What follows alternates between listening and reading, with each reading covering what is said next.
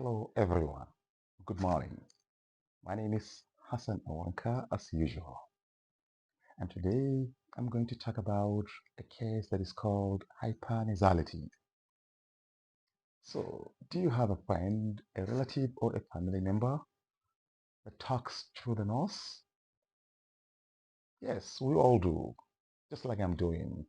Hey, my name is Hassan and I am a student. Okay, this is a situation that can be corrected. It is a speech impairment and it is called hypernasality. Hypernasality has to do with the weakening or a very short soft palate. Soft palate is by the end of our roof of the mouth, you will see it is a very soft tissue that dangles up and down. If you open your mouth, you'll see it at the far end of the roof of your mouth. It is very soft and it looks fragile. It can dangle from up and down. And what happens? How does it work? So let me give you a situation with a car. Just like a car needs a petrol, our speeches also need air. So this air comes from our lungs. It moves through the windpipe or esophagus into the oral or the nasal cavity. But this air is usually controlled. It's not all the air that comes from our lungs that moves into our nose or that moves into our oral cavity. It depends heavily on the sound that is being produced. When we say ma, na, and nga, all these are nasal sounds, as in nails, n, na for nails, ma for man, and nga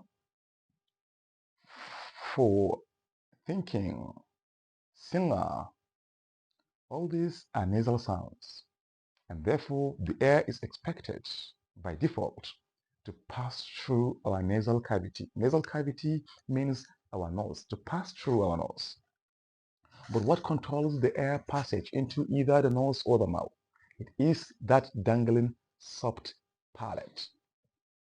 When the soft palate raises, it goes up and it closes the door or the entrance into the nasal cavity, and therefore we produce oral sounds, just like I'm talking like this. But what happens when it comes down? Once it lowers or comes down, it closes the door to our oral cavity and therefore nasal sounds are produced. When the door of the oral cavity, the door of the mouth closes, it opens by default the door of the nasal cavity and vice versa, which means when the door of the nasal cavity is closed, the air passes through our oral cavity or our mouth. So when a person has a speech impairment, meaning the soft palate is either very short that it cannot close the door of the oral cavity, it cannot lower down completely, leaving a partial movement of air into the nasal cavity. Every time you talk, you will be talking through your nose, and that is a case of hypernasality or an emission of air into the nasal cavity as always. This problem, this is a problem that usually people will get you ridiculed or make fun of, laughed at.